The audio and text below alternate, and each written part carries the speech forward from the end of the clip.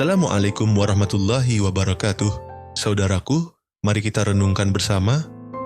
Ada kalanya hidup terasa begitu berat, seperti malam tanpa bintang, tagihan menumpuk, dompet kosong, dan hati terasa sesak. Di tengah kesulitan ini, kita mungkin bertanya, di mana janji Allah tentang rezeki yang tak tertukar? Ketahuilah, Anda tidak sendiri. Banyak hamba Allah yang dicintainya pernah melewati jalan ini. Bahkan Nabi Muhammad SAW pun pernah merasakan kesempitan. Namun, beliau tak pernah putus asa. Kesulitan dan hutang yang Anda alami bukanlah aib, melainkan ujian dari Allah. Jika dihadapi dengan sabar dan iman, ujian ini akan menjadi jembatan menuju keberkahan yang tak terduga, sesuai firman Allah dalam QS At-Talaq ayat 2-3. Barang siapa bertakwa kepada Allah, niscaya Dia akan menjadikan baginya jalan keluar dan memberinya rezeki dari arah yang tidak disangka-sangka. Maka, jangan biarkan harapan Anda patah, ibadah Anda layu, atau doa-doa Anda terhenti. Mungkin saat ini Anda merasa paling lemah, namun bisa jadi Allah sedang menulis kisah kebangkitan Anda. Langit mendung tak selamanya kelabu, hujan turun bukan untuk menenggelamkan, melainkan menyuburkan. Ini mungkin musim gersang Anda, tapi percayalah, musim panen pasti akan datang. Tugas kita adalah bertahan, bersabar, dan terus menggenggam tali harapan kepada Allah yang Maha Kaya. Jangan malu menangis di hadapannya, karena air mata seringkali membuka pintu langit. Doa Anda tidak pernah sia-sia, Allah tak pernah lupa, Dia hanya memilih waktu terbaik untuk menjawab. Dalam perjalanan hidup, ada musim kesempitan sebelum datangnya limpahan nikmat, termasuk kesulitan ekonomi dan hutang. Namun, Islam hadir sebagai lentera, memberikan makna pada setiap rasa sakit, dan menunjukkan bahwa kesulitan bukanlah murka, melainkan bentuk cinta Allah yang tersembunyi. Allah berfirman dalam QS Al-Baqarah ayat 155, bahwa Dia akan menguji kita dengan sedikit ketakutan, kelaparan, kekurangan harta, jiwa, dan buah-buahan, lalu memberikan kabar gembira bagi orang-orang yang sabar. Setiap ujian telah Allah ukur sesuai kemampuan hambanya dan pasti membawa hikmah besar.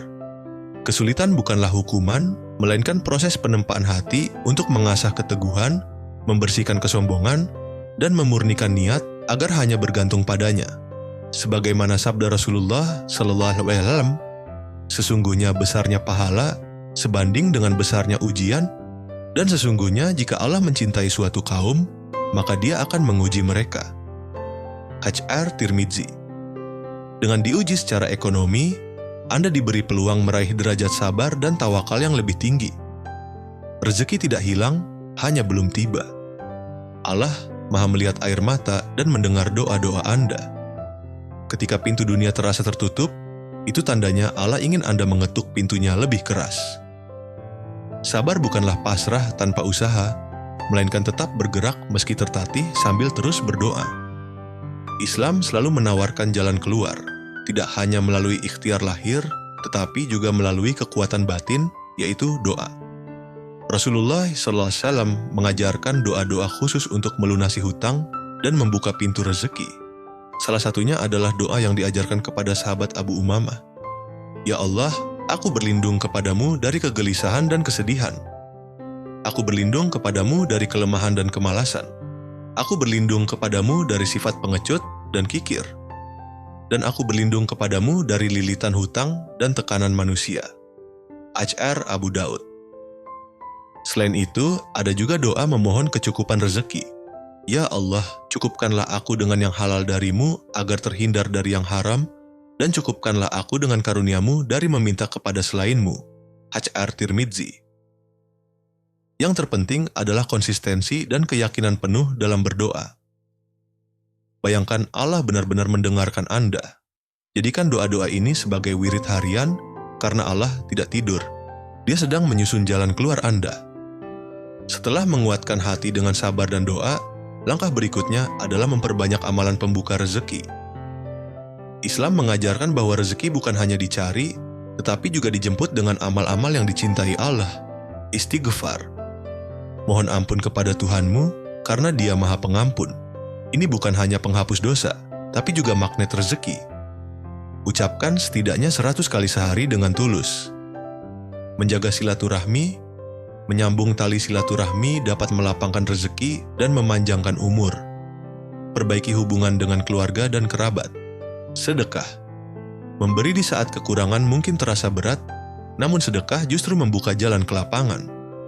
Berikan apapun yang Anda mampu dengan tulus, karena Allah menilai hati. Salat duha.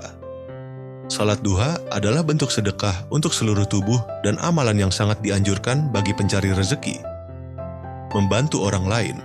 Jika Anda ingin Allah membantu melunasi hutang Anda, bantulah orang lain, meskipun hanya dengan doa atau perhatian kecil. Semua amalan ini adalah kunci yang akan membuka pintu-pintu tertutup satu persatu, asalkan dilakukan dengan kesungguhan dan ketekunan. Selain ikhtiar batin, Islam juga memandu kita untuk melakukan strategi lahiriah yang konkret. Menyusun rencana keuangan. Buat daftar hutang Anda, prioritaskan, dan mulailah mencicil secara perlahan. Mengurangi pengeluaran tidak penting, bedakan antara kebutuhan dan keinginan. Hidup sederhana adalah bagian dari perjuangan. Bekerja dengan niat yang diperbarui, lakukan pekerjaan Anda dengan sungguh-sungguh dan jujur. Rezeki sering datang dari kerja keras yang penuh berkah. Jangan remehkan kekuatan jujur dan amanah. Jika belum mampu membayar hutang, sampaikan dengan jujur kepada pemberi pinjaman. Kejujuran lebih dihargai daripada janji palsu. Bergaul dengan lingkungan yang mendorong perubahan. Carilah komunitas atau sahabat yang menguatkan dan menyemangati Anda. Tawakal yang sejati, setelah semua usaha dikerahkan, serahkan hasilnya kepada Allah dengan tenang. Tenanglah dulu agar keadaan bisa berubah.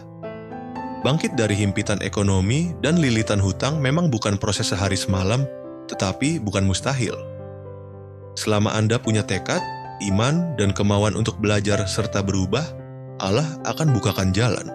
Satu-satunya kegagalan adalah saat Anda berhenti berusaha dan berhenti berharap. Entar. Akhirnya, mari kita menoleh ke dalam dan mengolah makna dari semua kesulitan ini.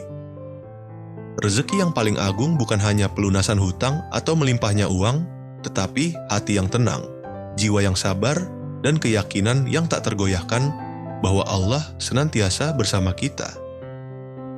Ketenangan adalah rezeki yang lebih mulia daripada emas dan perak. Ujian adalah tanda cinta dari Allah, caranya menarik kita lebih dekat. Kesulitan mengajarkan kita tentang prioritas, tentang bagaimana kita bisa hidup sederhana namun penuh makna dengan bersyukur. Bersyukur bukan hanya mengucap alhamdulillah, tapi juga menjaga sikap, tetap tersenyum dan melangkah meski perih. Hutang dan kesulitan ekonomi hanyalah episode, bukan identitas. Jadikan kesulitan ini sebagai bahan bakar untuk lebih dekat dengan Allah dan lebih tulus dalam beribadah. Rezeki terbesar adalah ketika Allah masih memberi kita kesempatan untuk bertobat, beribadah, dan memperbaiki hidup.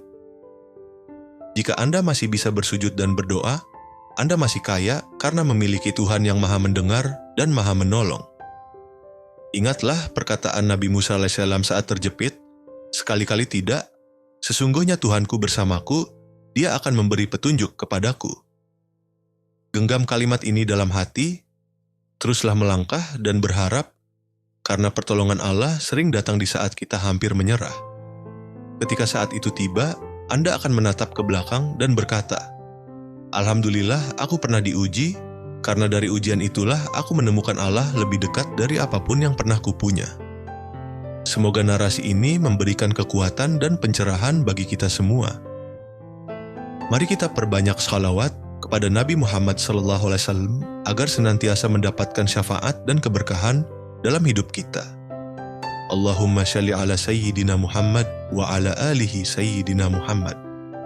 Bagaimana pendapat Anda tentang poin-poin yang disampaikan? Mari berbagi di kolom komentar.